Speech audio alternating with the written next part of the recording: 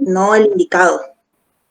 Estas muertes solo se pueden evitar si el trabajador, y estos accidentes se pueden evitar también, si el trabajador cumple con su parte cada vez que existe el riesgo de sufrir una caída.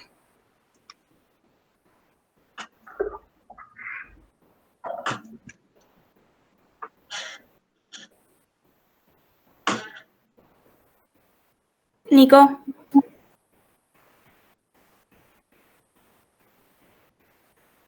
Chan.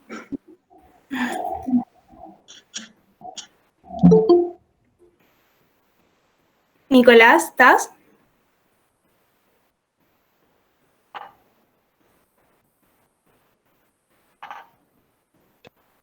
No sé qué pasa con mi compañero. Nosotros estamos. Ahí está, parece. Hola, ¿se escucha? Nico, sí. Ahí está. Bien, yo voy a hablar del artículo 200, el cual dice que en todo trabajo en altura, con peligro de caídas, será obligatorio el uso de cinturones de seguridad. Estos cinturones cumplirán las recomendaciones técnicas vigentes, irán provistos de anillas por donde pasará la cuerda salvavidas, las que no podrán estar sujetas por medio de remaches. Los cinturones de seguridad se revisarán siempre antes de su uso, desechando los que presenten cortes, grietas o además modificaciones que comprometan su resistencia. Calculada para el peso del cuerpo humano en caída libre con recorrido de 5 metros.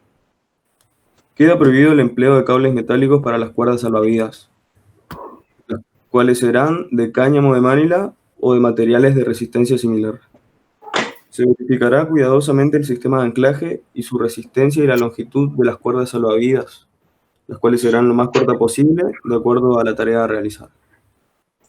Bueno, el artículo sugiere el uso del cinturón, aunque en la actualidad para trabajo en alturas ya casi no se usa cinturón, salvo en casos de trabajo específicos, como personas que trabajan en instalaciones eléctricas de línea, donde el trabajador se sostiene con el cinturón únicamente al poste. Para otros trabajos en altura, los cuales son la mayoría, se aconseja el uso de un elemento de protección más completo, como el arnés, que tiene más puntos de sujeción para la persona y es lo más adecuado. Las cuerdas salvavidas son adicionales a ese elemento de protección personal, como el arnés anclado a un elemento fijo o a un anclaje fijo. En el caso de que la persona se caiga, este queda colgado de esa cuerda salvavidas. Una de las obligaciones del trabajador es revisar el elemento de seguridad que le provee el empleador y mantenerlo en adecuadas condiciones de uso. En el caso de los accidentes relacionados con trabajos con electricidad, supongamos que un trabajador está trabajando sobre una escalera o plataforma y este sufre una descarga. En la mayoría de los casos, no en todos, este recibirá peor daño en la caída que en la descarga que acaba de recibir. Entonces podemos ver la importancia del arnés, sea cual fuera el trabajo que esté realizando. Queda prohibido el empleo de cables metálicos para las cuerdas salvavidas, porque en una caída con un recorrido de 5 metros, esta cuerda puede generarle alguna lesión al trabajador. Dicha cuerda será lo más corta posible para evitar que la caída sea muy pronunciada, porque es posible que en la caída se generen heridas en la persona por donde está sujeto el arnés. Normalmente tiene sujeción en las piernas y en los hombros.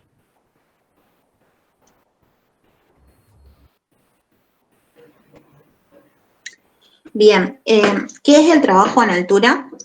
No hay una definición exacta ni única para lo que es el trabajo en altura, pero en términos generales podemos llamar trabajo en altura a todo aquel trabajo de riesgo de caída a distintos niveles, de una o más personas que realicen un tipo de actividad, donde la cota, que es la medida, ¿no?, sea igual o mayor a 2 metros, con respecto al plano horizontal inferior más próximo. Eso es lo que nosotros definimos como trabajo en altura. Se puede considerar también el trabajo en altura o cualquier tipo de trabajo que se desarrolle bajo el nivel 0, como pueden ser pozos, ingresos a tanques enterrados, excavaciones. Estas excavaciones, por ejemplo, tienen que tener más de 1,5 metros de altura, o situaciones similares. También puede ser considerado trabajo en altura todo aquel tipo de trabajo que se desarrolle en un lugar debajo, bueno, También se considera trabajo en altura algún lugar donde el suelo tenga, por ejemplo, pozos o algo así. Perdón, mi perra me desconcentró. Escucha, disculpa que te interrumpa. Vos hablaste de excavaciones y de altura, están mezclando, me parece. Donde nosotros leímos decía que también se consideraba trabajo en altura a los trabajos que se hacían bajo el nivel cero. Está bien, Podían ser las excavaciones. está bien, pero está considerando que vos tenés una excavación por debajo de los 2 metros y el que está trabajando a nivel cero, el que está trabajando en ese caso con riesgo de caída a una distancia superior a los 2 metros, digamos, que es la excavación que vos mencionás. No Ajá. es el que está trabajando en el pozo, el que está puesto bajo en altura, sino el que está trabajando en el nivel cero. Al nivel del suelo, claro. Por eso Claro. me parece para... Capaz se refería a eso. Y tu perrito te concentró. Continúa, por favor. Sí. Sí, la siguiente, Firmino.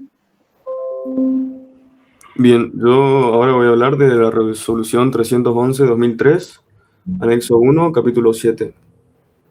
El primer artículo, el 42, dice que en todo trabajo con riesgo de caída a distinto nivel será obligatorio, a partir de una diferencia de nivel de 2 metros, el uso de arnés de seguridad provisto de anillas que no podrá estar sujetas por medios de remaches y por donde pasará el cabo de vida, siempre que sea posible. El mismo se fijará a un punto fijo de amarre, tal como postes, ménsulas y o medianeras, que puedan brindar seguridad efectiva de anclaje del cabo de vida. Cuando no sea posible obtener un punto de amarre para el anclaje del cabo de vida, el Servicio de Higiene y Seguridad de la empresa desarrollará un procedimiento seguro del trabajo, el que será puesto en conocimiento de los trabajadores por escrito.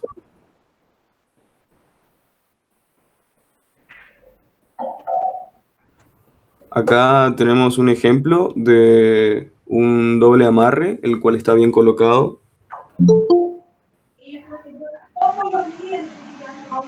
Y acá vemos cómo no se debe utilizar en caso de que tengamos un doble amarre y por algún motivo solo se pueda anclar uno de los ganchos, no se debe dejar colgando uno de los ganchos. En la próxima imagen mostramos la colocación correcta, la cual dice que hay que amarrar a la cuerda el gancho sobrante. Y acá tenemos otro mal ejemplo de cómo no se debe utilizar la cuerda de vida.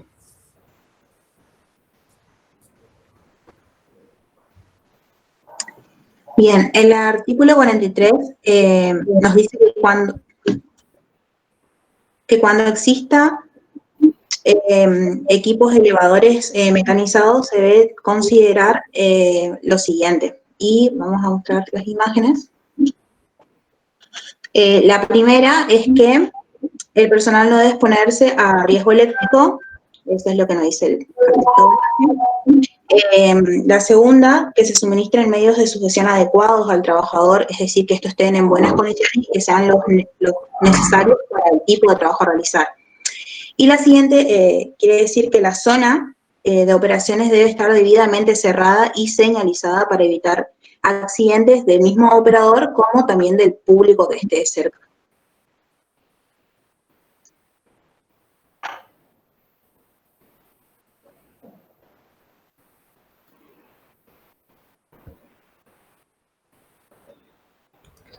El artículo 44 dice que los arneses de seguridad avisar antes de su uso, eliminando los que presenten cortes, grietas o cualquier otra modificación que disminuya su resistencia, calculada para el peso del cuerpo humano en caída libre con recorrido de 5 metros, conforme a lo establecido en la norma IRAM 3622.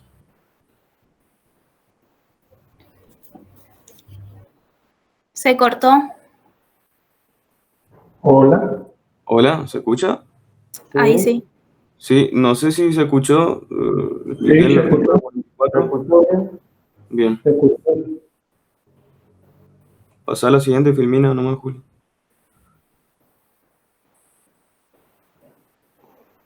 acá se puede apreciar cómo hay que ser consciente de verificar todos los elementos, ya que podemos ver que tiene corrosión algunos arneses, o las zonas donde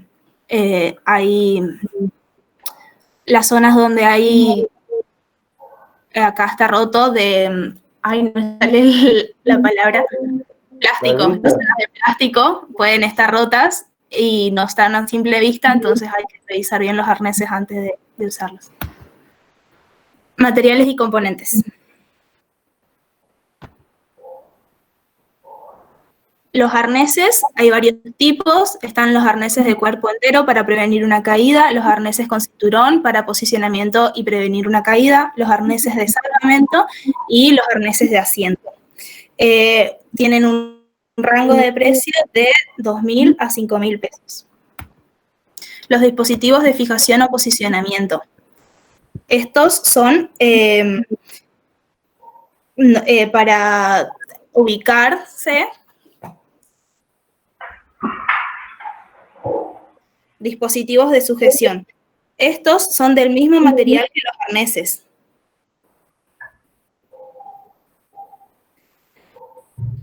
Dispositivos de doble sujeción. Estos tienen un rango de 1.000 a 3.700 pesos. Absorbedores de energía.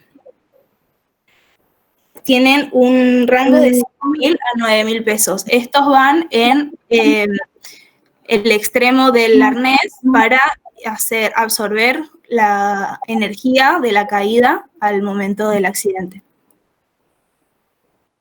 Conectores o mosquetores.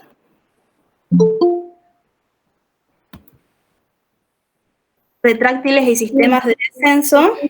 Por ejemplo, en trabajos de mantenimiento utilizan un arnés de asiento y descienden estos retráctiles, pero al mismo tiempo están sujetos a la línea de vida. En caso de un accidente, estos los van a sostener. Frenos para la línea de vida, que son cuando se produce el accidente y la persona está sujeto a la línea de vida. Este es el mecanismo que se utiliza para frenar y que no siga corriendo. Estos son bloqueadores para cuando el trabajador tiene que estar moviéndose en diferentes sectores y tiene que detenerse en alguno para realizar durante un tiempo un trabajo. Entonces bloquea su arnés en la línea de vida, dejar hacer su trabajo con tranquilidad sin que se esté moviendo su arnés por la línea de vida. Y los trípodes, estos son, por ejemplo, hay excavaciones y tienen que ir bajo tierra, por ejemplo. Y las redes protectoras. Hay varios tipos de redes, algunas tienen todo el perímetro para las construcciones de hormigón armado para los operarios que trabajan al borde. Va de la primera planta y se va elevando a medida que avancen los trabajos. Otras, básicamente, son una red de sujeta a una estructura soporte para su uso vertical. Entonces, la persona que esté trabajando en el borde cae sobre la red. Acá podemos ver ejemplos.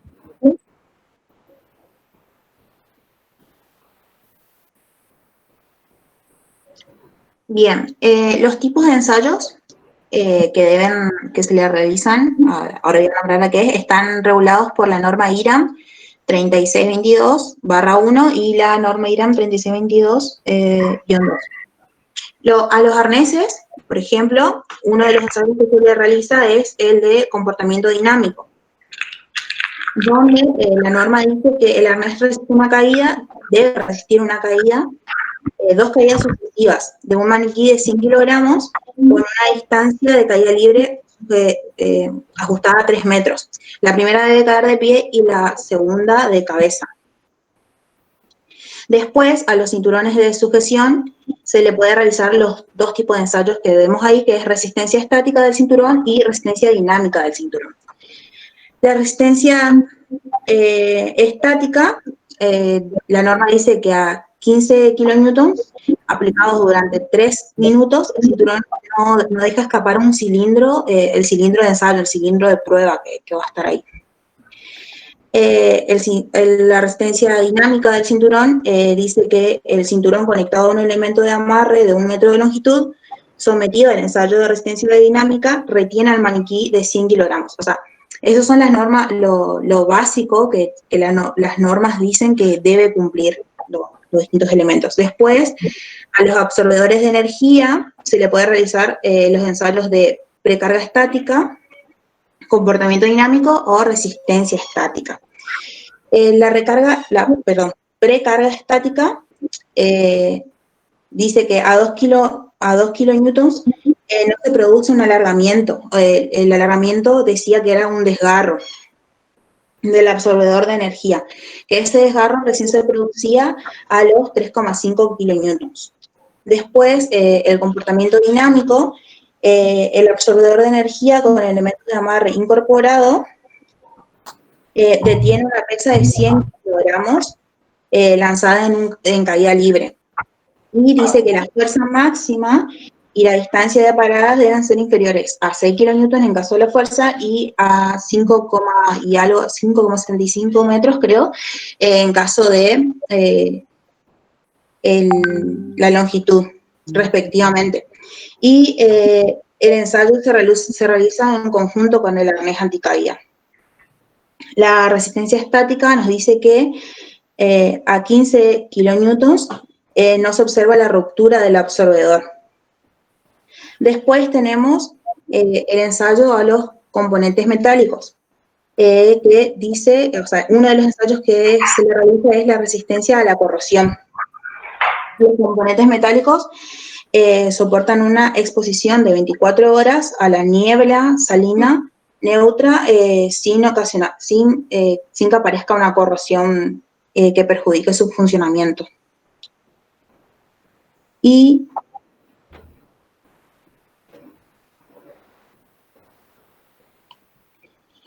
nos pareció importante igual nombrar el uso y las aplicaciones del arnés, si bien creo que es media obvia, pero siempre que exista el riesgo de caída vamos a tener que usar un arnés, y uno de los campos más aplicables es la industria minera, la industria del petróleo, la industria del gas, la industria de la construcción o el trabajo con torres. ¿Quién es el encargado de proveernos de un arnés? Y es el responsable de seguridad e higiene. Que él va a ser el que analice si la situación debe o no requerir de un arnés, y así también como de los cálculos de caída libre, que deberíamos tener en cuenta el espacio de caída y que no haya objetos que interrumpan con esta caída.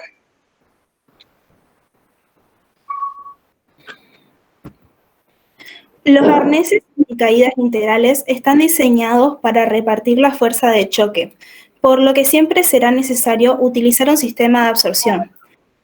Ante la posibilidad de que el arnés anticaída disponga de varios elementos de enganche, debe conocerse con precisión el uso para el que esté previsto cada uno de ellos y la forma correcta en que debe hacerse la conexión con otros equipos. Dicho de otra forma, el usuario debe distinguir con claridad los elementos de enganche provistos para formar parte de un sistema anticaídas de aquellos que están diseñados para otros usos. El arnés anticaída debe colocarse, fijarse y ajustarse correctamente sobre el cuerpo. Su colocación requiere que el usuario sea previamente adiestrado. Su fijación se consigue mediante unos elementos de ajuste y cierre diseñados de forma que las bandas del arnés no se aflojen por sí solas. Para su ajuste correcto, las bandas no deben quedar ni demasiado sueltas ni demasiado apretadas.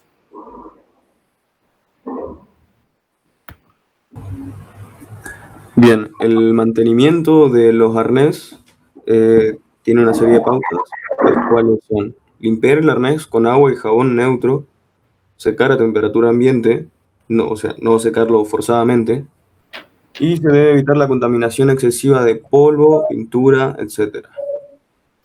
Antes de almacenarlo, se debe hacer una inspección. Una vez que se lo almacene, se debe tener en cuenta distintos puntos, como se debe guardar suspendido en un ambiente seco y a una temperatura moderada. Si no se usa en un mes, hay que revisarlo y hay que cambiarlo de posición. Y también hay que tener en cuenta a la hora de almacenarlo que esté fuera del alcance de los rayos solares y que no se encuentre en un ambiente donde se generen vapores orgánicos. El punto que habla sobre la vida útil del producto, solo hay una aclaración respecto a eso que dice que este producto no posee repuestos. Concluimos que es de suma importancia el uso de equipos de protección personal para trabajos en altura, ya que con la ausencia de este, en caso de un accidente, las consecuencias más probables es la muerte. Tanto así, el mantenimiento de estos y la correcta capacitación del personal. Vemos que dentro de todo son accesibles para el empleador, así que no es justificable la no utilización. Pensamos que es de suma importancia la actualización del artículo 200, donde habla de la obligatoriedad del uso de cinturón, cuando en la actualidad el elemento más utilizado es el arnés y los cinturones y sogas son adicionales a este elemento.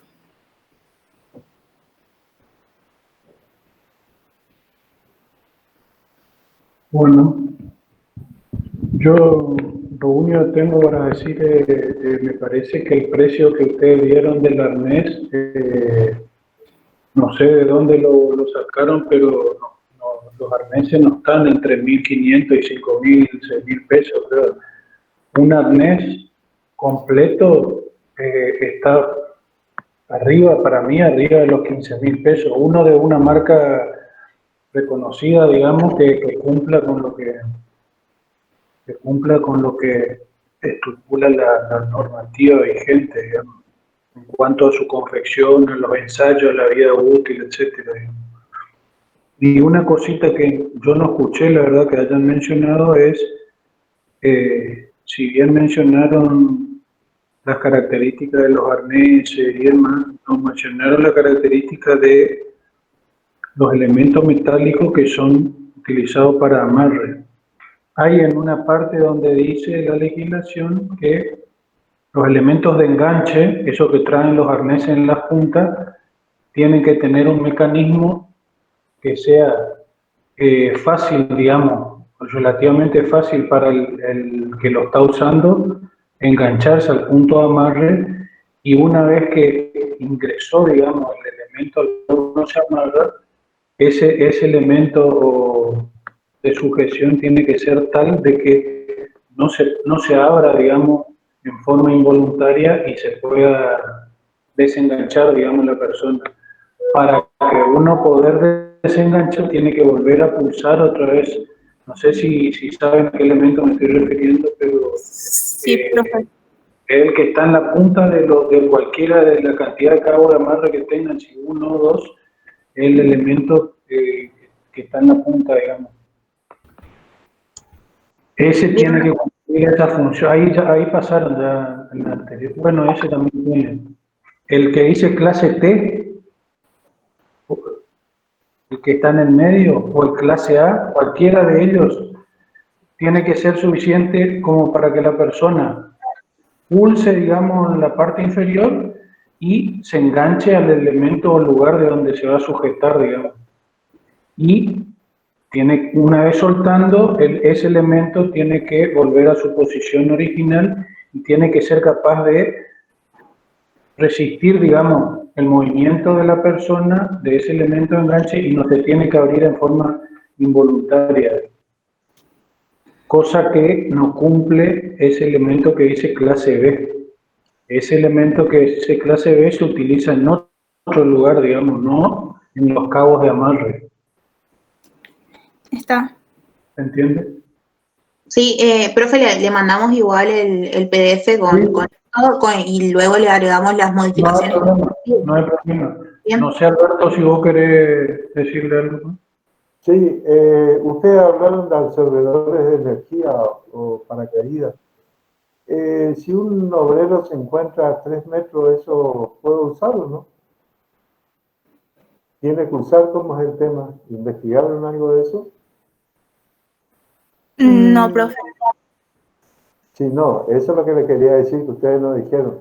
Vos para usar Creo que tiene que ser mayor a 5 metros, profe, ¿puede ser? no, Sí, para caídas que vos puedas tener caídas libres de 5 metros, porque Claro, ese absorbedor se desarrolla o amortigua la caída de la persona para que no en se lo brusco y no se lastime. la mitad, digamos, de esos 5 metros, 2 metros y medio, amortigua la caída.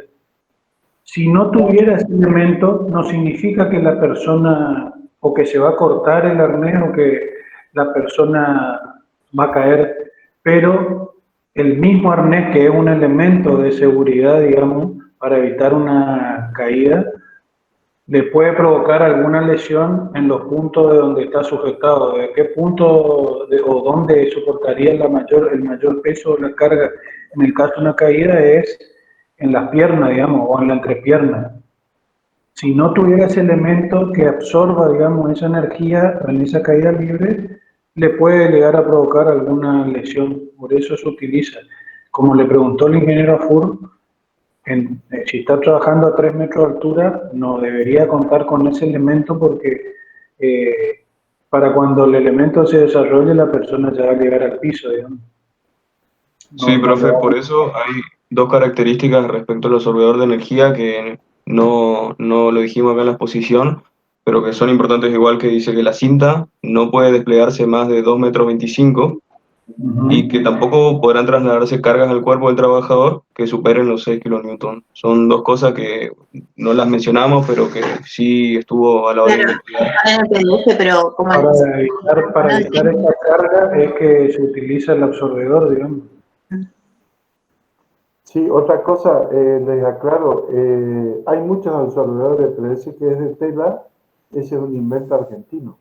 Y una vez que se activó, Una vez que se usa, claro que ya no sirve más, digamos, hay que comprar uno nuevo. sirve para una única vez. Y se utiliza a partir de una cierta... hasta ahora no se ponen de acuerdo, pero como ustedes dijeron, sí, son más o menos 5 metros. A partir de ahí tiene una buena actuación, digamos. Sí, Bueno. por mi parte esa aclaración nada más. Estamos. El grupo siguiente mándenme nomás después cuando tengan el PDF. Entonces no le hacemos ninguna modificación, lo enviamos tal cual está. No, sí, no hay problema. Pero el PDF, Bien. no la PowerPoint, el PDF. Bueno, gracias. No, no. El grupo 17, Iriarte, Fernández, Nadia y Pachue están. Sí, profe. Sí, profe. Comiencen nomás cuando ustedes quieran.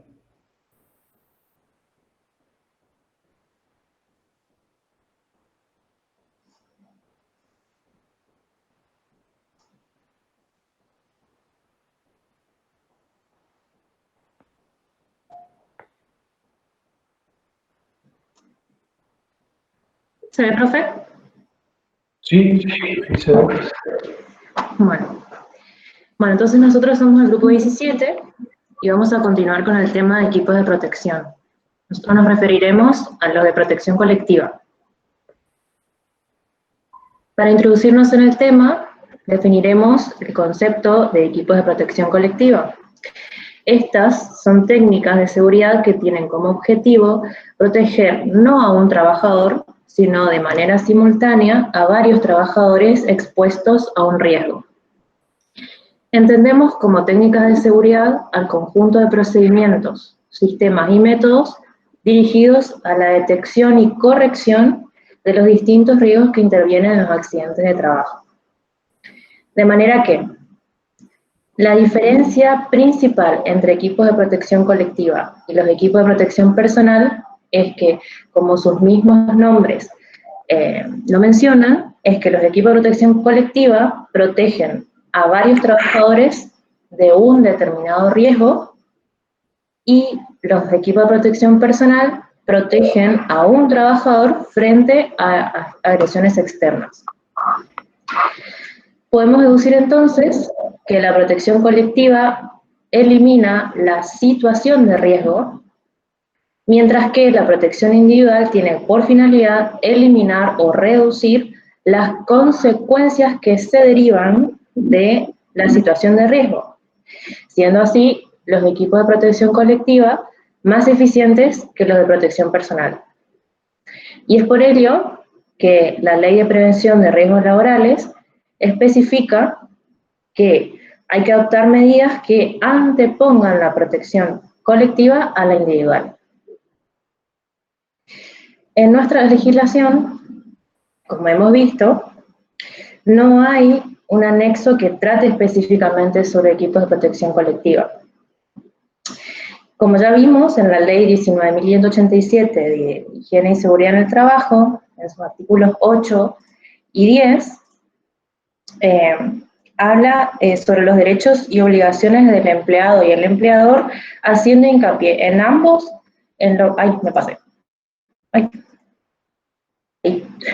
haciendo hincapié en ambos, tanto en su artículo 8 como en el 10, en lo que es equipos de protección personal. De la misma manera, como vimos en el decreto 351/79, en su capítulo 19, anexo 1, detalla la legislación referida a equipos de protección personal también.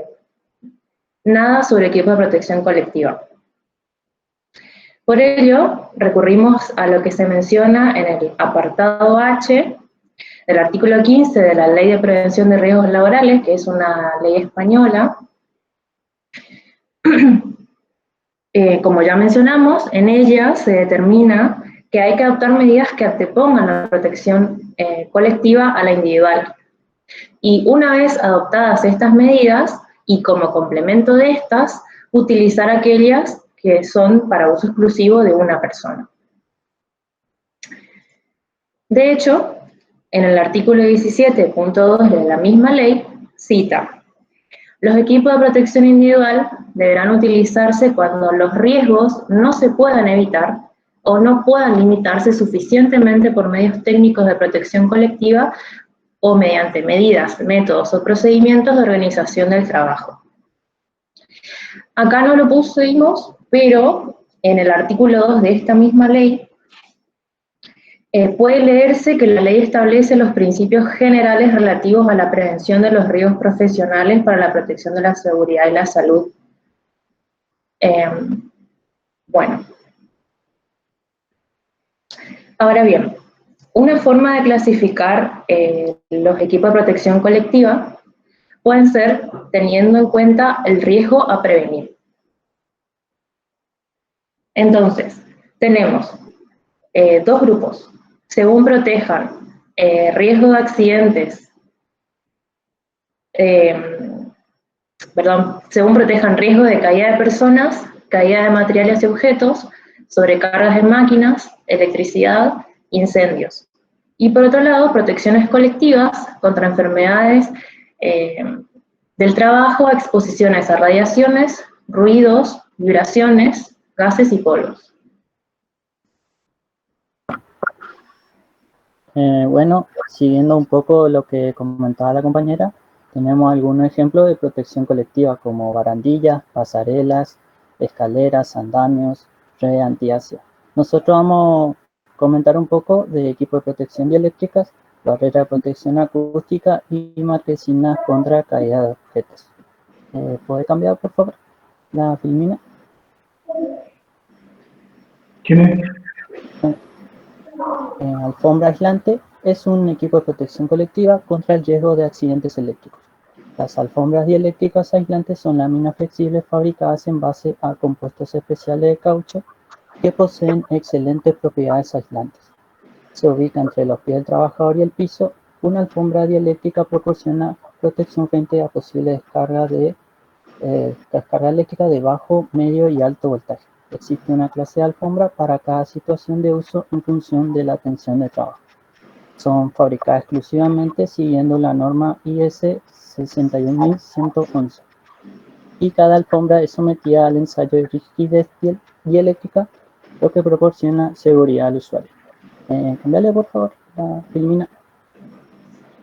Bueno, en la imagen de la izquierda podemos ver cómo se clasifica cada alfombra. Se clasifican por clase y cada clase en la parte superior tiene un color y ese color es dictado por la norma.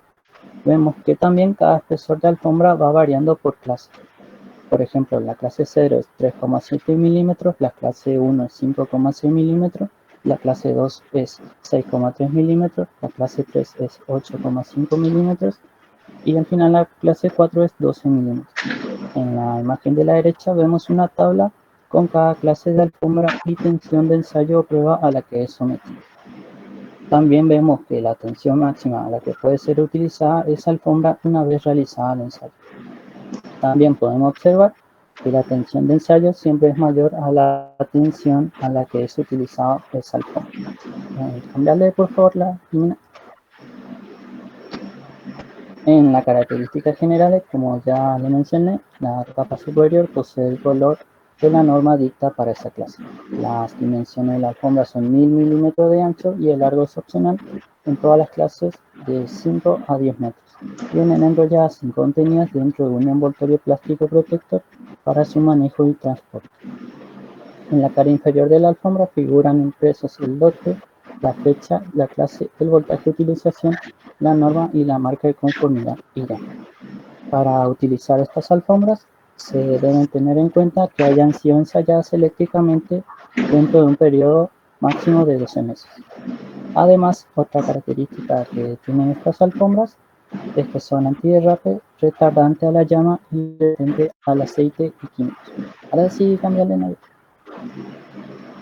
Tenemos acá la marquesina, que es otro elemento de protección colectiva, esta vez contra el riesgo de accidente para prevenir caídas de materiales y objetos. Las marquesinas son sistemas de protección colectiva diseñados para detener la caída de objetos y materiales de desniveles superiores, evitando así el riesgo de impacto sobre personas que circulan o se encuentran trabajando en niveles inferiores. Entonces, podemos decir que protegen por caída de objetos tanto a los trabajadores de la obra como a las personas ajenas al trabajo que se encuentran en las proximidades. Se colocan habitualmente en el primer piso y pueden construirse con diferentes materiales, por ejemplo tablones, tablero de madera y plancha metálica, etc. Alguna característica deben tener las marquesinas son que deben disponer de la suficiente resistencia como para poder soportar la energía del objeto cuando cae, deteniéndolo así en su interior. Si los materiales utilizados en la superficie de la marquesina son materiales rígidos, en su diseño se deberá tener en cuenta el posible rebote que pueda sufrir el objeto caído. El sistema estará configurado para que dicho objeto quede detenido en el interior de la marquesina y no salga despedida de la misma. Por último, se deberá tener en cuenta los posibles efectos del viento sobre el sistema una vez instalado. Ahí sigue mi compañero, la siguiente filmina. Bueno, hablando de equipo de protección colectiva en contra de la enfermedad en el trabajo, que sería la segunda clasificación, por ejemplo, equipos contra ruidos, tenemos barreras de protección acústica. Las barreras de protección acústica son básicamente muros o paredes construidas con un material sólido y están diseñados para prevenir o reducir la transmisión del ruido. Su función principal es la de evitar la transmisión del ruido de un lado a otro de su cuerpo físico. Su desempeño se basa en la eliminación de la propagación de ondas y contaminación sonora de áreas contiguas de producción. La selección de una barrera acústica determinada se basa en el coeficiente de transmisión del sonido, que es propio de cada barrera según el material en el que esté construida. Traducido, este coeficiente sería la cantidad de potencia sonora que la barrera puede contener. Las barreras, según su finalidad o el lugar donde se utilicen, pueden ser móviles o pueden ser fijas.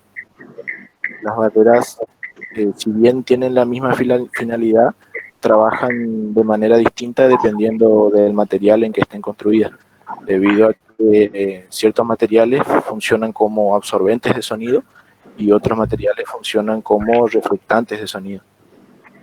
Cambiarle la filmina, por favor, Nadia. Existen distintos tipos de materiales para la construcción de las barreras, pero algunos de los más utilizados son el hormigón, la madera, el corcho, los metales el poliuretano, la lana de roca o la fibra de vidrio. Cambiarle, por favor. Bueno, en esa film vemos varios ejemplos de distintos tipos de barreras. Tenemos barreras construidas con paneles de madera, otras metálicas, también tenemos algunas que son móviles, y en todas se pueden observar que se colocan en lo posible en la proximidad de la maquinaria, lo que sea la fuente de sonido en el trabajo, para maximizar su eficiencia. Cambiarle, ¿no? Existen otros tipos de otras formas de controlar el ruido.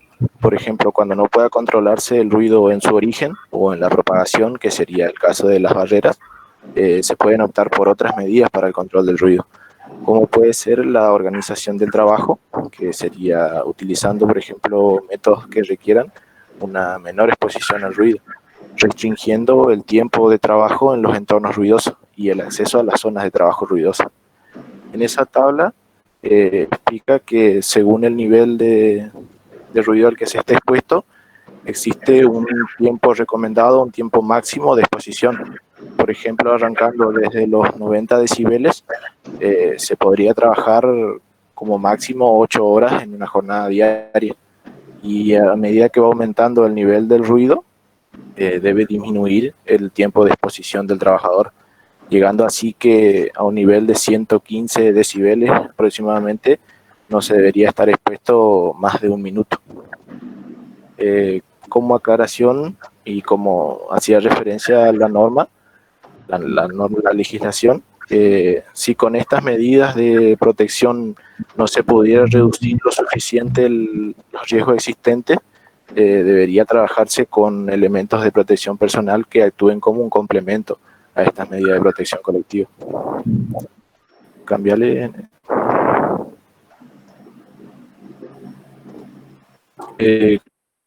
Como conclusión del tema, podemos decir que en cuanto a protección laboral se refiere, debería hacerse hincapié principalmente en las medidas o elementos de protección colectiva por sobre las individuales, y se puede eliminar o reducir suficientemente los riesgos existentes mediante estas medidas, recurrir a medidas de protección individuales que actúen como complemento de las medidas de protección colectiva. Eso sería todo. Alberto, no sé si vos querés decirle algo. Yo no tengo nada. ¿Me escuchás? Sí. Sí, no, yo lo que te digo es que a la norma esta no hay que darle mucha importancia, ¿viste? Porque eso acá no tiene validez. Sí, a Sí, sí, lo que pasa es que no, la norma nuestra no dice nada de elemento de protección colectiva, por eso yo le sugerí que busquen otra legislación, sobre todo principalmente la clasificación de los elementos de protección colectiva en función a los riesgos que protegen. Sí, yo te quiero aclarar que la resolución 3068/15 habla de elementos de protección colectivo, como por ejemplo cono de balizamiento, cinta de seguridad de demarcación, botiquín de primer auxilio, sistemas de rescate de altura, vallas de seguridad, equipos de comunicación, mantenimiento, etcétera. Y también extintor. Esos son todos elementos de protección colectiva que figuran en la resolución de la Superintendencia de Riesgo de Trabajo en la 3068/15. Esa aclaración quería hacer nada más. Bueno. Y también figuran en esa misma resolución, figuran cuáles son los elementos de protección personal, que bueno, afecta todo eso. A ver. No. Bueno, de usted, mándenme, no sé si ya me mandaron o no el informe cuando lo tengan en PDF. Bueno, perfecto, profesor. Bueno, profe. Bueno. Bueno, hemos decidido hoy no vamos a dar clases. A partir de este momento, quedamos nosotros a disposición de los que tengan que recuperar el primer parcial, que es el viernes, digamos, recuperatorio. Quedamos ya que lo vamos a hacer a partir de las 5 de la tarde. Nosotros ya le vamos a ir, le vamos a ir llamando, digamos, por grupo de a 2, de a 3, para que vayan entrando. Le vamos a ir poniendo en el WhatsApp, así que a partir de las 17 vamos a empezar. Les pido que me recuerden nomás otra vez por el WhatsApp quiénes eran los que tenían problemas ese día, que necesitaban rendir primero, y los que no ya aprobaron el parcial o no lo van a rendir al recuperatorio o no tienen ninguna pregunta, pueden ir retirándose. Les pido que pongan nomás presente ahí en el chat y después se retiren y queden los que recuperan si es que tienen alguna duda o consulta, digamos.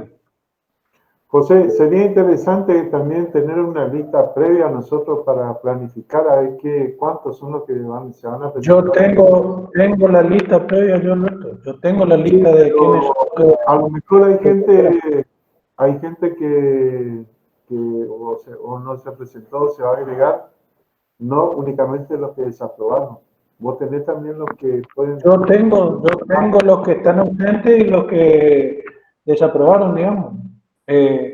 Yo tengo el listado ese. El tema es, lo único nomás sería, si alguien no se va a presentar por algún motivo, que nos avise. Así, digamos, ya estamos en conocimiento antes, digamos.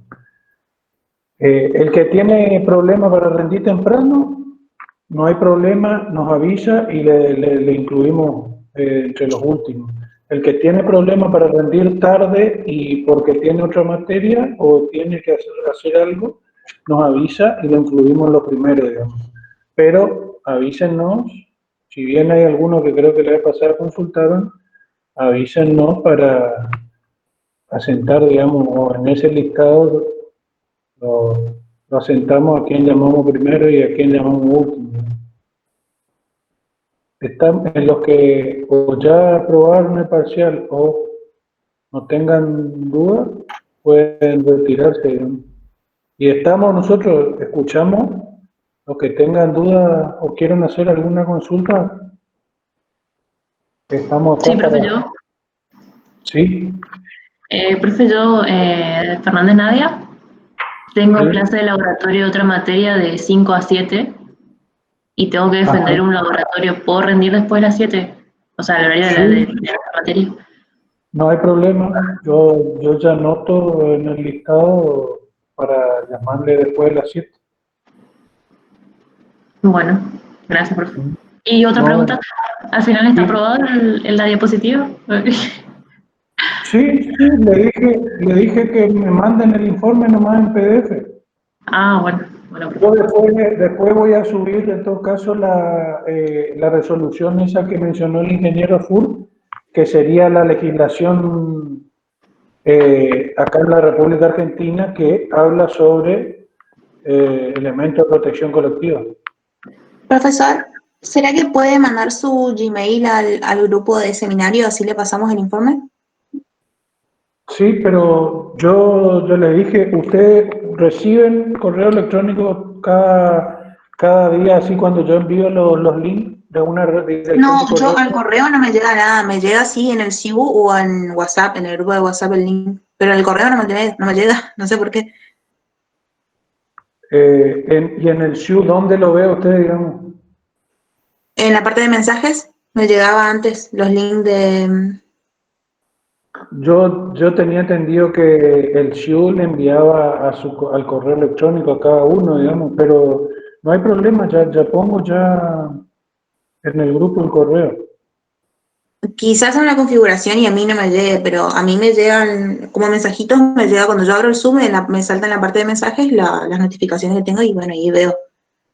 Pero eso nomás, nos vemos. Bueno, está el grupo ese que habló de EPP colectivos. Sí, tiene que estar. Están ahí. Sí, estamos, Iriarte. profe. Sí, sí, Oye, estamos. Sí, yo profe. con la definición esa no me cierra mucho que el EPP colectivo es en forma simultánea, porque, por ejemplo, un matafuego, está bien, cualquiera lo puede usar, pero yo no usaría simultáneo. Yo diría que puede salvar a varios, generalmente para varios trabajadores, o también se puede hacer una a la vez. Con eso nomás yo quiero aclarar. Bueno, profe. Bueno, No sé si quedó. Sí, profe, o sea, yo había puesto de simultáneo Sí, porque había visto un ejemplo en el que estaban dos personas en una habitación donde se hacen pruebas con productos químicos que largan gases tóxicos y, por ejemplo, si se instala un artefacto que extraiga ese, sí, entiendo. entonces Sí, salvaría tanto a la persona a pero, cargo como al operario, digamos, por eso. sí, pero si vos tenés un botiquín, por ejemplo, y se accidenta una persona, ese botiquín le sirve a esa persona, ¿entendés? No necesariamente, si bien es cierto que es para claro. todo, pero no sé si me explico, ahí ya el uso es personalizado, igual, ¿entendés? Igual que la comunicación también, el tipo que está haciendo maniobra, en ese momento pasa a ser de colectivo ya a personal, no sé si me explico. Sí, sí, se entiende. Yo por lo Sí, menos profe. entiendo lo que... No obstante, si nos alcanza el tiempo, bueno, a lo mejor le voy a dar muy brevemente lo principal de la resolución esa que les dije, la 3068/15, que es para trabajos con tensión menor a 1 kilovolt, y ahí habla justamente que define bien qué es un elemento de protección personal y cuáles son los colectivos, con Bueno, ejemplos. profe. Bueno, bueno. Y entonces, profe, No se preocupe. ¿cómo quedaría la diferencia de equipo de protección personal con las colectivas? Y no, En todos los... yo te diría que el colectivo cumple las dos funciones, ¿viste? Porque, por ejemplo, Ah, Claro, o el sea, sería colectivo el... Sí, sirve sí, para todo, ¿viste? Pero a lo mejor si se accidenta una persona, justamente le salva a esa persona, ¿entendés? Cumple ah, Pero la diferencia es que el colectivo protege al conjunto, digamos, de los trabajadores que puedan estar trabajando en ese lugar y el personal solo lo protege al que lo está usando, digamos. exactamente. ah, Ujú. Esa es No la se van a diferencia. caer, no se van a caer todos los trabajadores a la vez, digamos, pero la barrera o la red que pueda estar protegiendo al conjunto lo va a proteger al que se cae, digamos, pero lo protege en forma personal al que se cayó, pero está también protegiendo al resto de los que están trabajando en el lugar, digamos. Esa es la única diferencia, digamos. bueno. Bueno, No, yo lo que le quería comentar es que hicieron mención de que hay un montón de cosas, ¿viste? Que la superintendencia no está en todas las reglamentaciones o está mal incluso, o incluso te digo, está mal. Un ejemplo es la tensión de seguridad, por ejemplo, que te dice 24 volt con respecto a tierra, pero no te dice en qué tensión. Uno tiene que suponer que son las dos tensiones. Eso vos entras al 351 y te dice eso. Y así hay un montón de cosas, ¿viste? Y después con otras resoluciones van corrigiendo esos errores. Eso quería agregar nada más. Bueno, perfecto. bueno, profe. bueno. Y los que rinden el recuperatorio o rinden por primera vez el parcial que me rindieron antes, ¿tienen alguna duda? Sí, ingeniero, sobre carga térmica, los termómetros. Queríamos saber si los Sí. de bulbo seco y bulbo húmedo funcionan en conjunto para determinar el grado de humedad del ambiente. ¿Cómo en conjunto? O sea, si funcionan los dos, o sea, el de bulbo seco al lado del de bulbo húmedo para ver la variación de temperatura entre uno y otro y así determinar El, cierto nivel de humedad en el eh, ambiente. si están al lado o están separados 1 metro o lo que sea, depende depende de cuál es el elemento, digamos, que esté usando el que está haciendo ese estudio de las condiciones higrométricas del ambiente. Hay estaciones, se llaman estaciones de estudio hidrométrico que vienen con un dispositivo que ya sujeta los 3 tipos de termómetros que se utilizan para hacer esa evaluación, digamos. Pero básicamente no es que funcionen en conjunto. El termómetro bulbo seco es un termómetro que vos lo exponés al ambiente donde vos querés hacer el estudio de si hay o no existencia, digamos, de carga térmica. Esa es una de las mediciones que tomás y es un termómetro común y corriente que lo exponés al lugar sin tener en cuenta, o sea, esa medición se realiza sin tener en cuenta la velocidad del aire.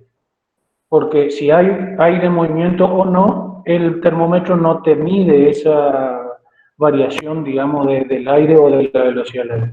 Distinto es el termómetro bulbo húmedo, que tiene un paño humedecido media hora antes de la medición. Cuando uno va a realizar la medición, se pone con ese paño humedecido con agua y se expone el termómetro, que es un termómetro igual al de bulbo seco, pero tiene ese paño en el bulbo, digamos, humedecido, media hora antes de la medición.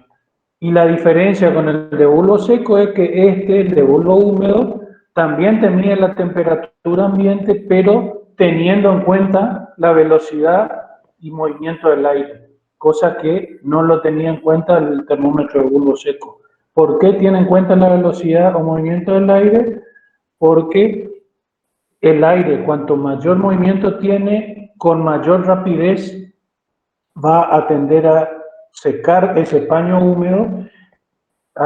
¿Y cómo se seca? Mediante el efecto de evaporación, digamos, de esa agua. Y al evaporarse lo que hace ese paño es enfriar el bulbo, digamos, del termómetro. Entonces, por eso se dice que con el termómetro bulbo húmedo se mide la temperatura del ambiente con o teniendo en cuenta la influencia y la velocidad del aire. Y el tercero es otro termómetro con otras características, el globotermómetro, que es una esfera de cobre hueca de 15 centímetros de diámetro y 0,6 milímetros de espesor, donde se coloca un termómetro con el bulbo en el centro de la esfera. ¿Y qué es lo que medimos en ese caso? También medimos temperatura, pero influenciada por la radiación ambiente. Es decir, la radiación que hay en el ambiente incide sobre esa esfera de cobre, digamos, y ahí es cuando uno toma la temperatura con ese elemento. Eso es lo único que ustedes tienen que saber, digamos, no importa si miden a la vez o si funcionan en conjunto o no, porque cada elemento mide una temperatura, son 3 termómetros con determinadas características, y miden teniendo en cuenta o no condiciones del ambiente, digamos, donde están haciendo la medición, que son esas que les mencioné. No sé si se entiende Sí, lo que digo. perfecto, se entendió. Muchas gracias.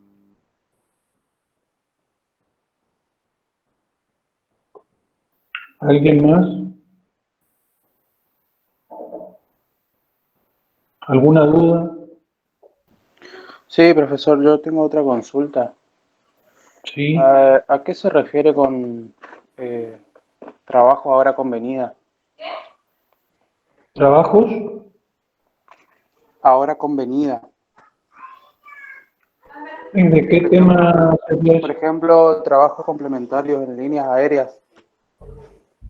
Complementario. Claro, decía que no se deben realizar trabajos ahora convenida en la parte de riesgo eléctrico. No sé la verdad en qué parte se mencionó eso, la verdad. En el PDF, en la última parte de un PDF, dice líneas aéreas, líneas subterráneas, sala de baterías, etcétera. En la parte de líneas aéreas dice que se debe evitar el trabajo de hora convenida. Y yo quería saber a qué se refiere con hora convenida. La verdad que no sé qué dice en el PDF, pero estimo que se referirá a no exceder, digamos, la hora convenida de trabajo, a hacerlo exceder a una persona la hora que convenía de trabajo en un determinado trabajo, digamos, en ese caso sobre una línea aérea. Pero no sé, la verdad no. Voy a mirar el PDF a ver dónde dice eso, pero el PDF, si eso se menciona en la legislación, digamos, pero yo la verdad no sé, vos, Alberto, si No sabía. sé, se puede referir, a lo mejor ahí siempre que cuando se piden cortes o se consignan las líneas, por ejemplo, el corte es de 8 a 9, de 8 a A 12, una hora determinada, sí, sí. pase de esa hora. El trabajo se va a realizar a una hora determinada, digamos, en un protocolo previamente establecido, digamos. Porque a veces no es tan fácil hacer el corte, sobre todo acá en Corrientes como son empresas distintas, hay veces Sobre todo en trabajo en líneas aéreas, sea de media tensión o de alta tensión, digamos, que son los donde por ahí necesitan o no realizar un corte. En baja tensión por ahí pueden llegar a trabajar con tensión, digamos, los operarios, pero en media no. Entonces ahí es generalmente donde se sigue un protocolo que es una resolución que tienen que cumplir, digamos, los que trabajan con energía, digamos, o las empresas de transporte y generación y transporte bueno, y distribución, digamos, tienen que seguir un protocolo, una resolución, donde seguramente dentro de todos los pasos que tienen que hacer, tienen que establecer a la hora determinada en que se va a producir el corte y se va a efectuar el trabajo, digamos. Y lo que te debe sugerir eso es que se tiene que respetar, digamos, la hora convenida, pero no debe ser el único paso. También se deben haber otros pasos previos, me imagino, para dejar la instalación en condiciones de que la persona trabaje con seguridad, digamos. Debe ser una especie de paso eh, en un trabajo, digamos, de consignación de una instalación para trabajar sobre la instalación. Estimo que debe ser eso. Pero principalmente, y sin ir mucho al detalle, digamos, de lo que dice la ley, ustedes lo que más tienen que manejar es los tipos de trabajo, ya sea con tensión o sin tensión, lo que menciona la legislación y lo que nosotros le explicamos, tienen que manejar cómo se realiza cada trabajo y también todo lo que es protección contra contactos directos, indirectos. Bueno, en realidad es casi que de lo que le estuvimos consultando en el parcial, tienen que manejar, sobre todo los que rindieron y salieron mal, ya saben ya cómo se le pregunta o qué es lo que le preguntamos.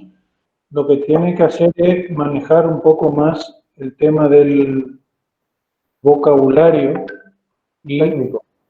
exactamente el vocabulario técnico y tratar de interpretar, digamos, a qué se refiere cada cosa. Por eso es que nosotros hacemos estas clases de consulta, para que si no entienden alguna cosa, consulten, como fue tu caso, Campos. Pero específicamente en ese punto, calculo que se refiere a lo que dijo el ingeniero Afur o lo que te estuvimos diciendo.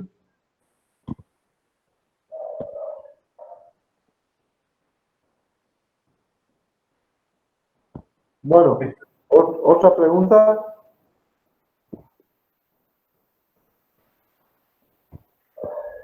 Ingeniero, buenas noches. Con respecto a riesgo vial, ¿qué sería lo que más énfasis debemos hacer? Además de las personas cantidad de personas que puede tener un vehículo y la parte de las sendas peatonales. Y mirá, yo vial lo que yo di en clase, ¿viste? Creo, no sé, anda por ahí la grabación. No te puedo preguntar otra cosa porque los anexos son muy largos, muy extensos. Yo no puedo dar todo en una clase, ¿viste? Aparte no tiene sentido. Acá lo que tenemos que hacer énfasis son en las recomendaciones, en todas las señales de tránsito, en el manejo defensivo, que ¿cómo es? Una capacitación que se hace. ¿Qué será el manejo defensivo? ¿Cómo se tiene que manejar cuando se hace un viaje? No viajar de noche, no andar fumando, tomando mate, las distracciones. Bueno, trata de todo eso. Más de eso no le puedo preguntar porque ya no voy a entrar en la parte técnica, cómo funciona, por ejemplo, el sistema del ABS, el sistema de frenado. Eso no nos interesa a nosotros. Básicamente lo que yo di en la clase, porque si no ya, o por ejemplo que los niños tienen que ir atrás, los de 10 años, el tema de eso sí tienen que saber. Básicamente lo que ustedes también, si van a rendir acá, el municipio, ya sea para cualquier tipo de carnet habilitante, seguramente todo eso le van a preguntar, o sea que no es nada raro. Yo no le voy a preguntar una lata de cerveza que si uno toma, no, eso ya son preguntas muy finas, lo grueso, lo básico. ¿Me explico? Pero básicamente es lo que dijo el ingeniero Afura en su clase, entre las recomendaciones que hizo con respecto a vehículos, digamos, automotores, motocicletas, peatones, etcétera, etcétera. Y él hacía una pregunta el otro día respecto a el tema de el accidente in itinere, digamos, qué es lo que tenía en cuenta, y la mayoría no supo, solo uno creo que le contestó, y después le aclaró en la clase siguiente a qué se refería, cuál era la respuesta, digamos.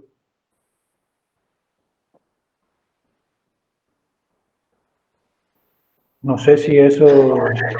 Sí, sí, ingeniero, sí, sí. Y ese video de la clase está en el aula, porque yo estuve buscando y no encontré. Mira, yo creo haber subido el link de la clase, porque para el parcial anterior, creo que varios alumnos me dijeron que estuvieron viendo la clase que dio el ingeniero Arturo de Riesgo Vial. Independientemente de eso, terminamos ahora, voy a entrar al aula virtual y me voy a fijar, y si no está, lo subo, no hay ningún problema. Porque esa clase está grabada, digamos, la clase está grabada. Subo el link para que lo puedan ver, digamos, si quieren. Estamos, ingeniero, muchas gracias. Disculpen, antes que se vaya, después del parcial yo voy a dar una clase que es el cálculo de extintores y el estudio de carga de fuego. Hoy yo tenía que dar, pero lo que pasa es que por este medio tuve que hacer un montón de modificaciones porque imagínense que estando en clase uno usa el pizarrón y es mucho más sencilla la explicación. En cambio, por este medio, yo no puedo estar retrocediendo 3, 4 terminas hacia atrás para decirles, ¿se acuerdan de esto? ¿No? Entonces, por ahí tiene también bastante extenso, porque incluso le doy un ejemplo. Y bueno, entonces es importante que ustedes estén, porque esa clase yo no voy a repetir. Y ahí eso, alguna vez cuando a lo mejor se tome en forma normal, que esperemos que sea pronto, eso puede llegar a entrar y es importante que ustedes sepan. No es nada complicado, son pasos sencillos, pero si uno no estuvo en la clase y no les explican cómo tiene que ser, por supuesto, cuando le dan el ejercicio no entienden nada. Y como es bastante extenso, yo preferí hoy dedicar, o si no iba a terminar a las 11 de la noche, y esa no es la idea. A los que no están, por favor, si le pueden avisar. Otra pregunta. ¿Alguna pregunta más? Acá, hay Avilés que preguntó, no sé si está todavía Avilés o no. ¿Avilés no está? Sí, está acá, está. Ahí está Ahí dice, diciendo. respecto de la guía 1, ¿qué sería lo esencial de la ley 19.587? De eso no le preguntamos nada en el parcial, tampoco le vamos a preguntar nada en el operatorio, pero como si bien figura como tema 1, se le mencionó en qué consiste la ley, no le vamos a hacer preguntas sobre eso tampoco en el recuperatorio, Avilés. En el final sí, puede ser, y lo que si vos decías lo que sería lo esencial, la ley 19.587 tiene 13 artículos. Yo no digo los 13 artículos porque hay artículos que no tienen ningún sentido que ustedes sepan, pero sí de esos 13 artículos hay entre 4 y 5 que tienen que saber. Por ejemplo, hay un artículo donde dice cuáles son los objetivos que persigue la ley de higiene y seguridad. Después hay otro artículo que les dice cuáles son las obligaciones del trabajador, cuáles son las obligaciones del empleador, etc. Esos artículos importantes son los que tendrán que saber al momento de el examen final, no en este caso, digamos, el examen parcial.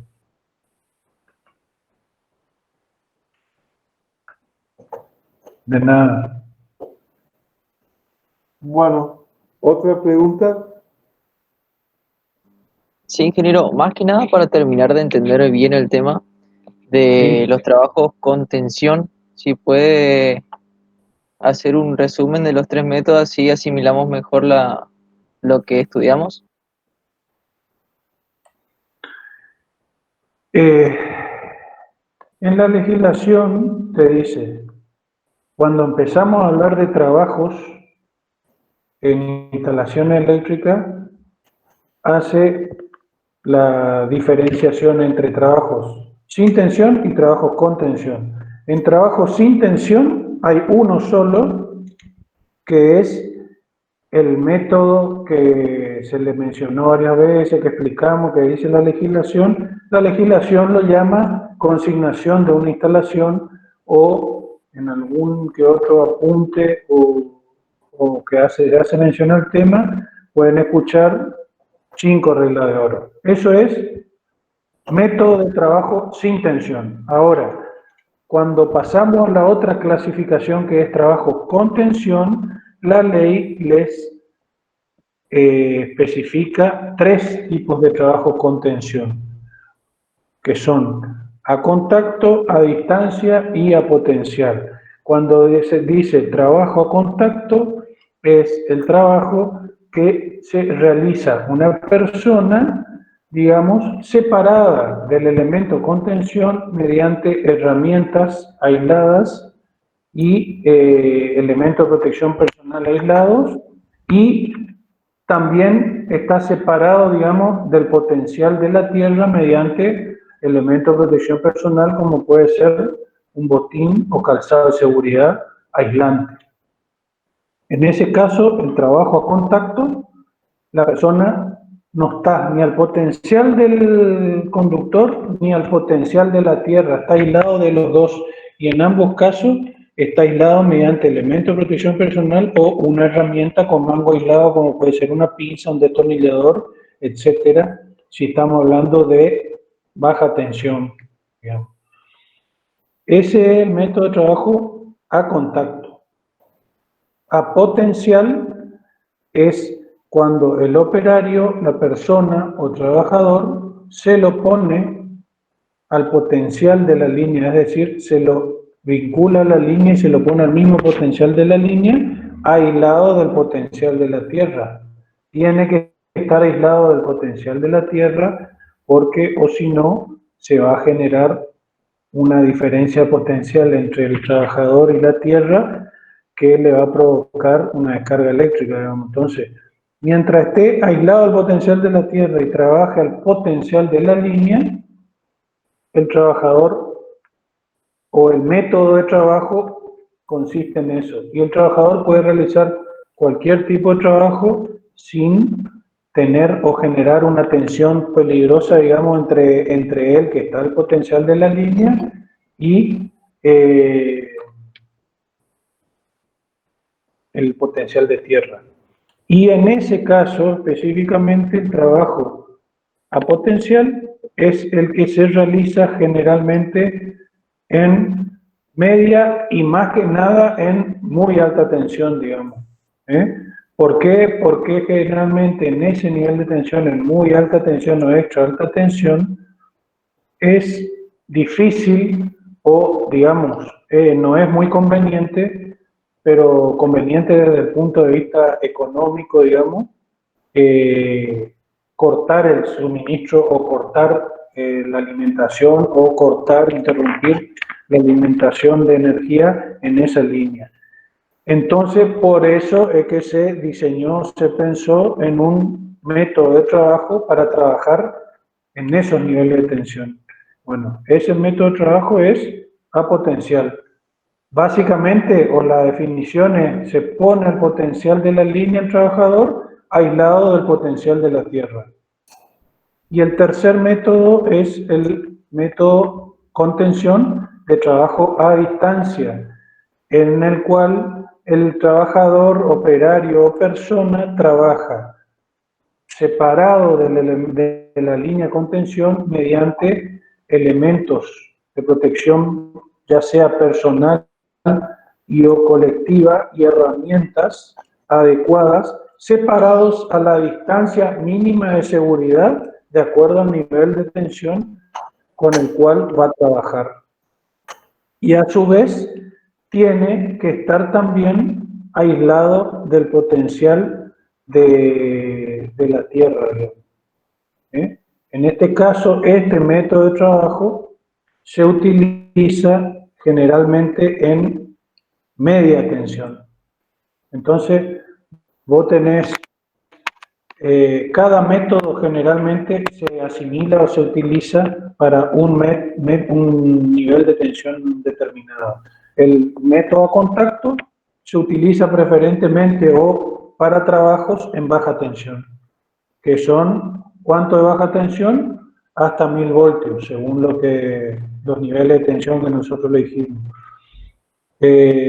Los métodos a distancia, el método de trabajo con tensión a distancia, es el que generalmente se utiliza en media tensión hasta 33 kilovolts, si querés ponerle un número, que es lo que se utiliza acá en la República Argentina, 33 o 13.2. Y por último, en la potencial se utiliza en trabajos en niveles de muy alta tensión o de alta tensión, que puede ir de los 132 kilovolts hasta 500 kilovolts, que generalmente son las líneas ya de extra alta tensión. No sé si se entiende o no, pero en el apunte está, esto que yo te estoy mencionando está explicado perfectamente en qué consiste cada método, digamos.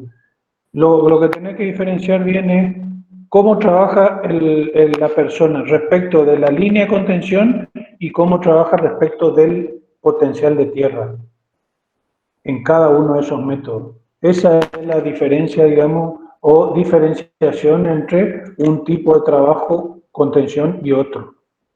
No sé si se entendió. Sí, se entendió, ingeniero. Muchas gracias. También tienen que saber cuáles son ¿Qué saben o estudian contacto directo e indirecto? ¿Qué significa para ustedes contacto directo? ¿Qué significa para ustedes contacto indirecto?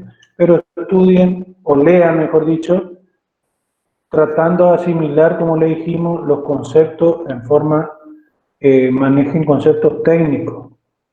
Ustedes van a ser ingenieros, sea de la rama que sea, y van a tener que manejar el vocabulario técnico. Entonces, traten de asimilar eso, digamos, en la lectura, cuando realicen. Y no solo qué es cada tipo de contacto, sino cómo podemos prevenir, digamos, los contactos indirectos y los contactos directos. Para eso, en los apuntes y en la legislación están descritos los métodos de protección contra contactos indirectos. Hay métodos, dos tipos, digamos, de dos clases, los de contacto indirecto, clase A, clase B, activa, pasiva o activa, y hay 3 métodos en los métodos de protección contra contactos directos que menciona la legislación. Dentro de los que yo le dije recién de clase A y B indirectos, cada uno tiene por lo menos 4 o 3 métodos para proteger contra ese tipo de contacto.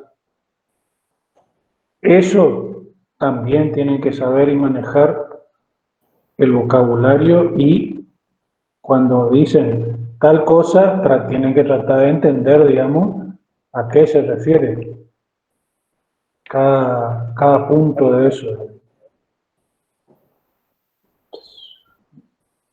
No sé, también tienen que saber, se le puede preguntar, riesgo de carga estática o electricidad estática, digamos. ¿Qué es la electricidad estática? ¿Cuáles son los métodos para prevenirla? Que se menciona también en la última parte del anexo de riesgo eléctrico, digamos.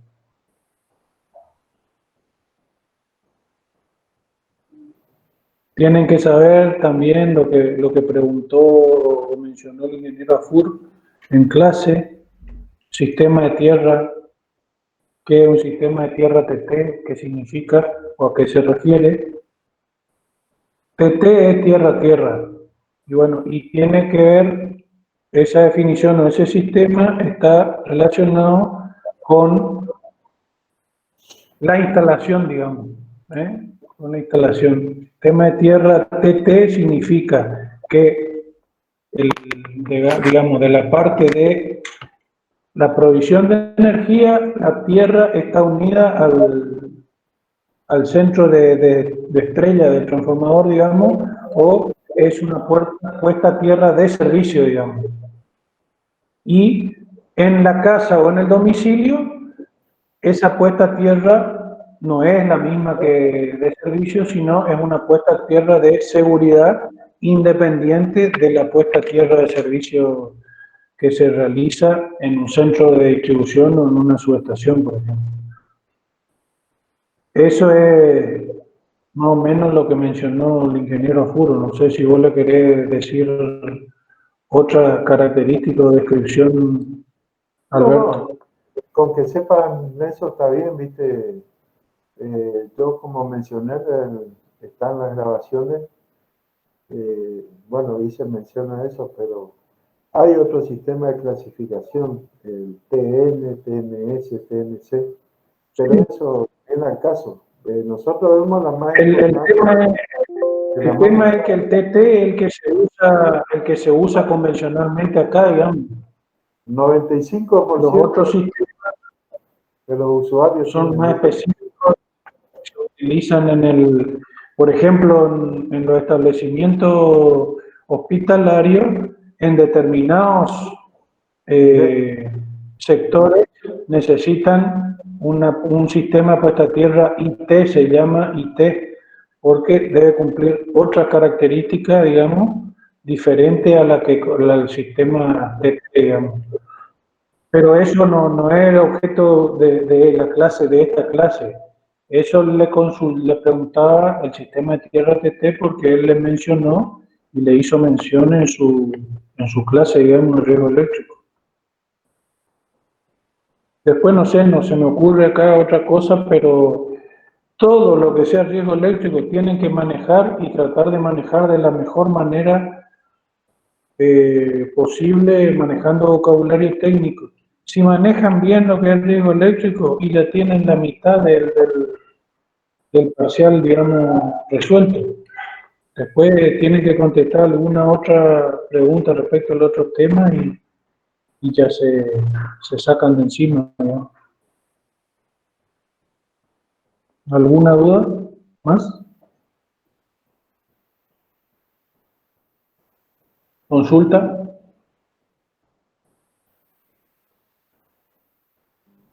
Una cosita más, y ya no tengo más duda. Lo de respecto a protecciones contra contactos, hay una parte que dice que se usan transformadores de escala 1 en 1. Y encontramos varias definiciones, pero queríamos la que nos explique la más correcta. Transformadores de relación de transformación 1 en 1, te dice.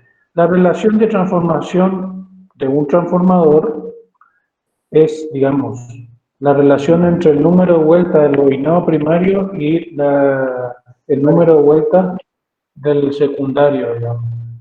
De acuerdo a esa relación es, digamos, la tensión, digamos, de acuerdo a lo que te entra en el primario y a esa relación de transformación es lo que te va a salir en el secundario. Un transformador de relación 1 en 1 significa que, digamos, vos tenés la misma tensión que tenía a la entrada, vas a tener a la salida.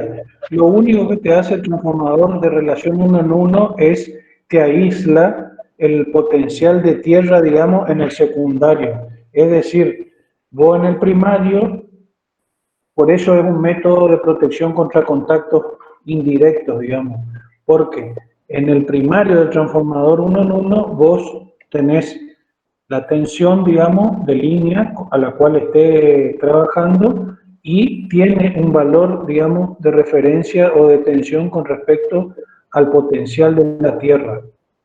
Cuando vos pasás al secundario de un transformador de aislación, que es ese transformador en 1 en 1 que te llama, lo que hace es te aísla esa tensión, digamos, en el secundario respecto al potencial de la tierra. Entonces, vos en ese caso no vas a correr el peligro, trabajando con ese tipo de transformadores de aislación, digamos, de que ocurra o te pueda ocurrir esa descarga o ese contacto indirecto, digamos, hacia la tierra, digamos, que sería un contacto entre el elemento tensionado o de algún elemento que esté alimentado a través de ese transformador que falle, digamos, por alguna falla de aislación.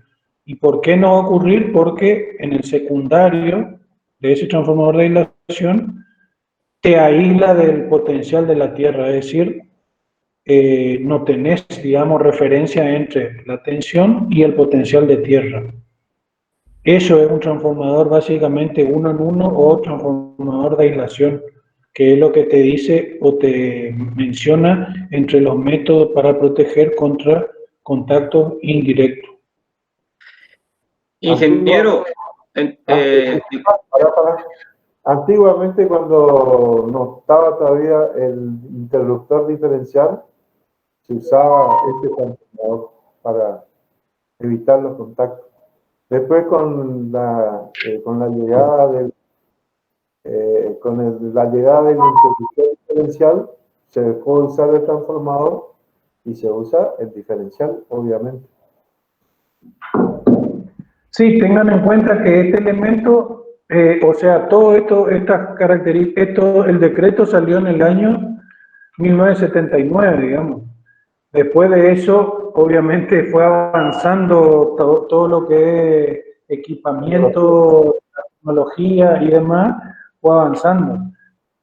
Está dentro de lo que se mencionaba en ese momento, pero no es muy común, digamos, hoy en día usar ese método para proteger contra contacto indirecto. Hoy, básicamente, la protección contra contacto indirecto está dada por una buena protección de una buena puesta a tierra y un interruptor diferencial, y el trabajo en conjunto de ambos, digamos. Si no trabajan ambos en conjunto, no es una instalación protegida adecuadamente. Nada le garantiza que el disyuntor funcione cuando tenga que funcionar si no tengo ambos elementos trabajando, digamos, a la vez en conjunto.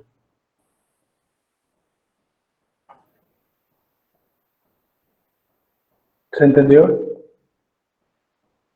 Sí, se entendió.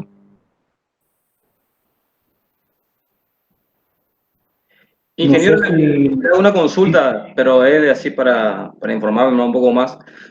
Entonces, en una instalación en una vivienda, supongamos, sin puesta a tierra y con el diferencial, ¿el diferencial no se va a accionar o se acciona, pero aún así la persona que tiene contacto eléctrico sufre el daño?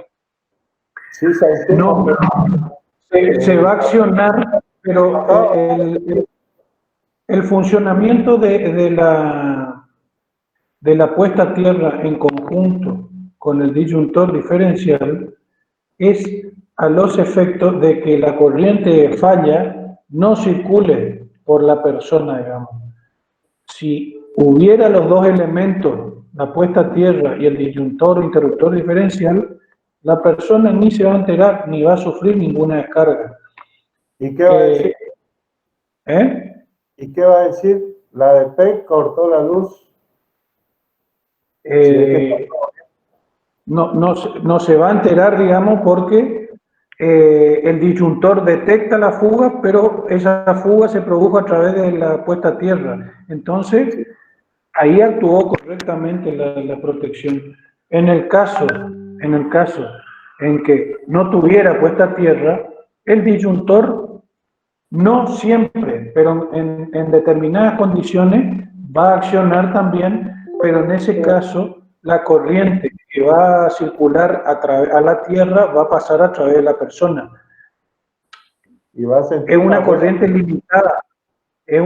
limitada, o sea, es la corriente máxima que puede circular, que hace accionar el disyuntor, que son 30 miliamperes, pero no es una corriente, digamos, que no va a sentir la persona. Va a sentir, puede llegar a sentir, pero no se va teóricamente a electrocutar porque el disyuntor debería accionar antes. Pero el objeto es justamente que no circule corriente a través de la persona.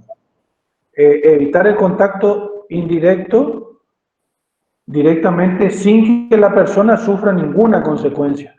Para eso es necesario los dos elementos.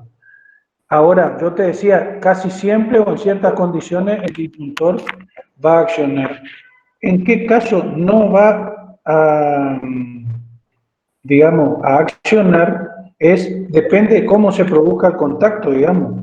Si el contacto se produce, digamos, entre la fase y el neutro, ahí la persona no está derivando a tierra. A tierra, te quiero decir, la falla.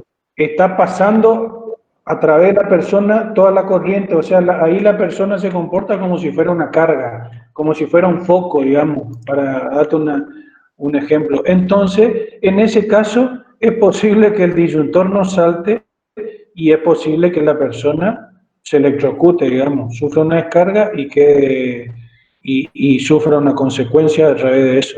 Entonces, depende también de cómo se produce el contacto, sea indirecto o directo, para que el dispositivo de seguridad accione, independientemente de si tenés puesta a tierra o no, digamos. Generalmente, ponerle un contacto indirecto, tal vez la persona esté calzada con un zapato, ponerle con suela de goma.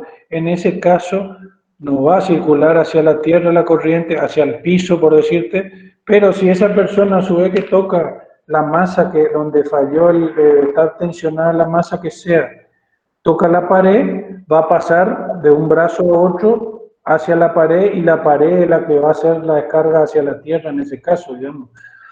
Por eso depende también mucho del contacto o de qué forma se realiza el contacto en cada caso. Por eso, si yo le pregunto, como le pregunté el otro día, si yo pongo un disyuntor y una puesta a tierra, o si yo pongo el disyuntor solo, ¿estoy adecuadamente protegido? Y la respuesta es no, no estoy adecuadamente protegido. Aparte, la legislación también les dice, ambos métodos en conjunto tienen que funcionar, digamos, para que sea adecuada la protección contra el contacto indirecto. ¿Se Gracias, ingeniero. respondió? Sí. Gracias, ingeniero. No, no. ¿Alguna duda más? ¿Nadie tiene más dudas?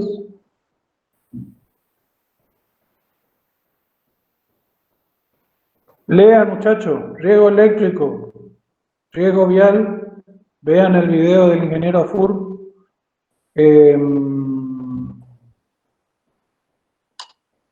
Carga térmica, ascensores, dispositivos de seguridad en ascensores, todos los dispositivos de seguridad en ascensores que yo les dije en clase. Sepan cómo funciona cada uno, qué dice la legislación con respecto a los dispositivos de seguridad ante emergencia, todo lo que está en la primera parte del apunte o el resumen, digamos, del artículo que habla específicamente sobre ascensor y montacarga. También se le puede preguntar eso. Y de eso no se va a salir la pregunta. No tiene que salir mal nadie. No tiene que salir mal nadie. Tienen que aprobar todo. Está, muchachos, si no tienen ninguna pregunta, los que tienen problemas para rendir temprano, por favor, pongan en el grupo, mejor dicho, los que necesitan rendir temprano, pónganme en el grupo. Yo hoy que me avisó ya una chica que rendía, ya anoté, digamos, que tiene que ser después de las 7 de la tarde. Los que necesitan rendir temprano, avísenme, y los que necesitan rendir tarde también, por favor. Y si no tienen preguntas, nos vamos. Y nos vemos el viernes. Mañana les paso el link del examen. ¿Estamos? Hasta el viernes. Estamos, hasta el viernes. Éxito. Hasta el viernes.